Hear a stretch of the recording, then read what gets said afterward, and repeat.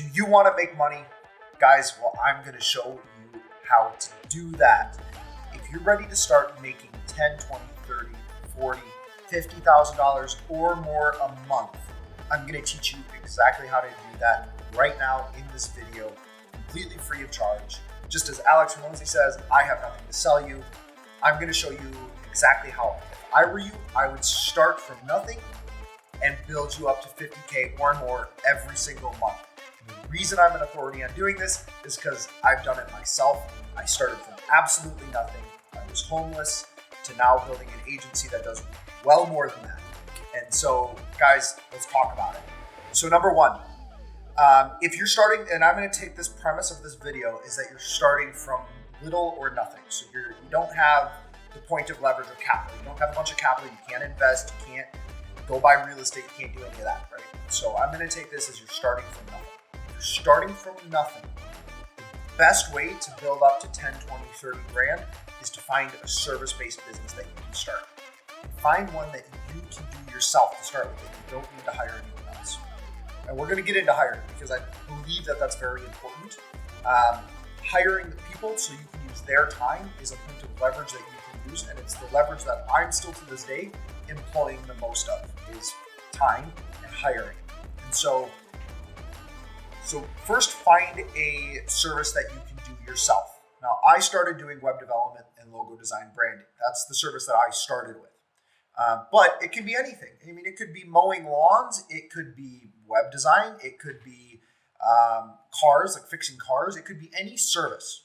It doesn't matter. Whatever the service is that you are capable of doing yourself. And you don't have to be the best at it. Listen, you don't need to spend a bunch of money acquiring amazing skills to do the actual hard work, because you're not going to stay in that position of you doing it for that long. And that might sound counterintuitive. Let me explain. So when I started my business, I can develop a basic WordPress website. I can do some logo design, some graphic design, but I'm not that good at it. There's people that are way better than me at it, like a million times better than me at it. And as such, I'm never going to be an authority just by myself doing it unless I spend the time and the money developing a skill of building websites. But the money isn't in building the websites. The money is in owning a business and an agency that has 80% profit margins, building websites, right? And scaling the sales team. And so I knew that I didn't need to learn all the complex code and how to build the actual best websites, right? Well, I didn't know that at first. It took me about a year to realize this. So with that said, once you decide on a service, and I'm going to use my business, True Zenith Creative, as an example and talking about the service that I did and how I scaled this. Once you decide on a service, in this case, web design and an advertising agency, right? The first step is to start selling, right? Sell your own work. You're going to do the service, right? And I'm not a believer in where you sell it and then immediately find freelancers. You don't want to do that. You do want to do the first few clients yourself. And so find the service, like the niche you're going to focus on, the service you're going to provide, and then sell. So with that said, let's start talking the nitty gritty, the tactics that you can use to do this. So once you have identified the service you're going to provide, so in this case, we're talking about web development, advertising agency, right? So that was what I identified. Well, what do I need? I need my first client. Okay, so how I got my first client was through Upwork, which is a freelancing platform. So you can do that. My next few clients I got through cold calling. So you can cold call. If you're doing like a lawn mowing or something, go knock doors, print a little flyer, but find a client. We can get more into client acquisition later, but for now, find a client, compete on price, whatever you have to do to get a couple clients, get a couple reviews in the door. And do the service yourself. Don't start with hiring right away because you need to know the ins and outs of your business as a whole. So once you've had a few clients, what then you need to focus on is start selling. So oversell. And this might sound wrong. And what will happen is when you oversell, the quality of the service will deteriorate a little bit. So like when I first started doing this, I was a freelancer for the first year, but then once I realized this and I was hiring people, I was like, okay, what I'm going to do before I hire people, I'm going to sell, right? And so I sold a bunch of projects, right, that I didn't have enough time to complete by myself. And I didn't even have the people yet, but I sold the projects, right? Then once the projects are sold, okay, now I've got money in the bank, and now I can go hire people, right? And so then the people that I hire would finish the projects, right? And so being sales first is very important if you want to make money doing a service-based business. Figure out how to sell. And to start with, you're going to be your best seller. You're going to be your best closer.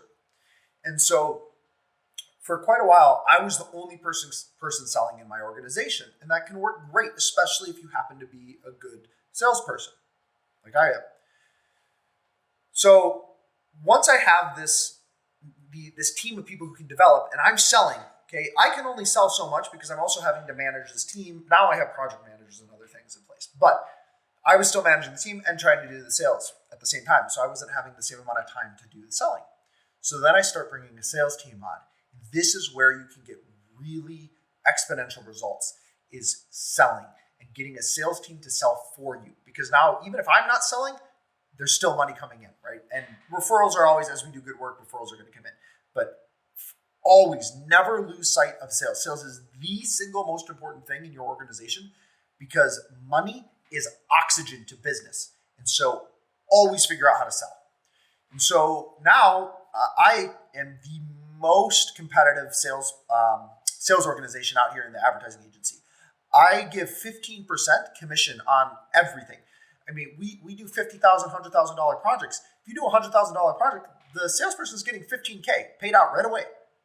So my sales guys make a shitload of money, but I'm happy to do that because if they make $15K, they're getting 15%. That means we made $100K in revenue for the business, 85 of which is still for the business.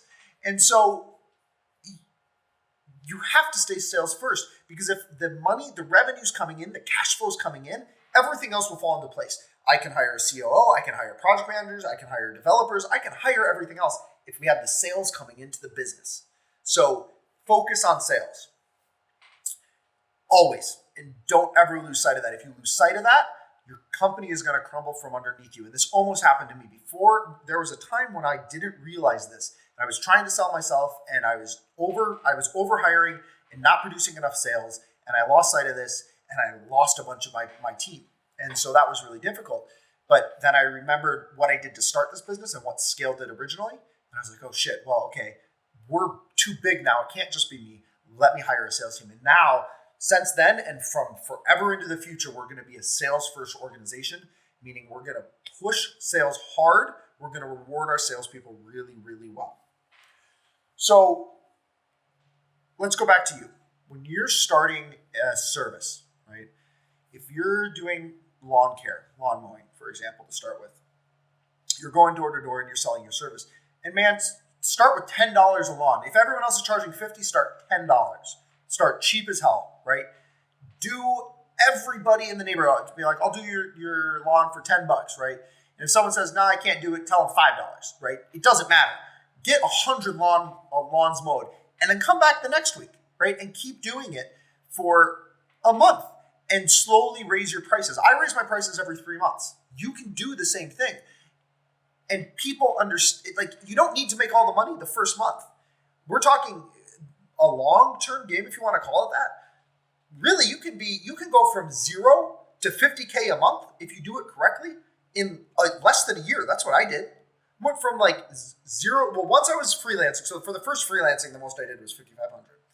But as soon as I went from freelancing, which the month before I went to hiring people, when I was a freelancer, I did $2,300. Then once I hired people, 6 months from that point, I got to 50K a month. 6 months, right? So it can scale very quickly, but you got to get the clients in the door. So the first step is get the clients in the door, compete on price first, do what you have to do, get the clients in the door, and then focus on sales. That's what I'm trying to convey in this, is focus on sales. Make cold calls, do door knocking, freaking send letters to their mailbox if you have to, it doesn't matter. But contact the people, make the sales, then get the projects and the service done after that. And guys, hire people. Just do it. You're going to run into problems. If you've never hired people, you're going to face issues. People are going to quit. People are going to give you a hard time. Bad things will happen.